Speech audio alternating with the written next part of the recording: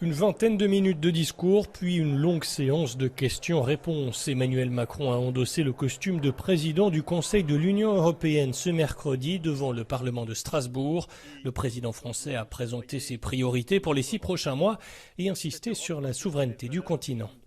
Cette promesse de progrès et d'avenir ne vaut que si, face au désordre géopolitique, à la menace terroriste, aux attaques cyber, aux migrations irrégulières, à ces grands temps de bouleversement, nous savons apporter une réponse.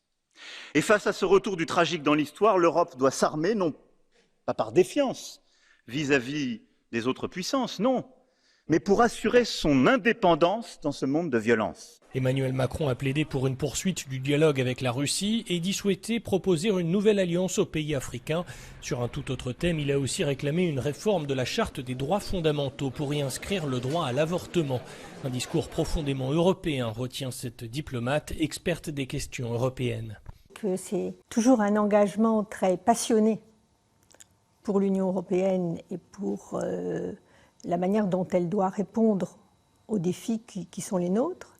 Et en même temps, donc une continuité dans cet engagement, et puis s'adaptant à une situation qu'il a décrite ce matin comme préoccupante. Et donc c'est de faire en sorte que l'Union européenne soit en mesure de répondre à une situation économique, sociale, stratégique qui présente des menaces et qui présente aussi des opportunités.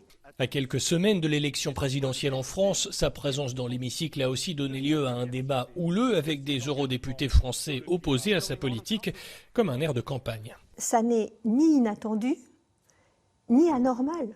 Je veux dire, un Parlement, c'est fait pour un débat politique. Donc il est peut-être plus vif, puisqu'il est dans le cadre d'une campagne électorale. M. Jadot est candidat.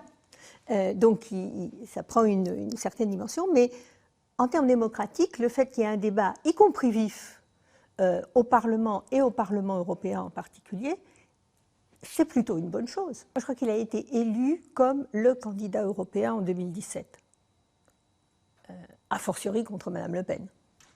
Et il est toujours le candidat européen.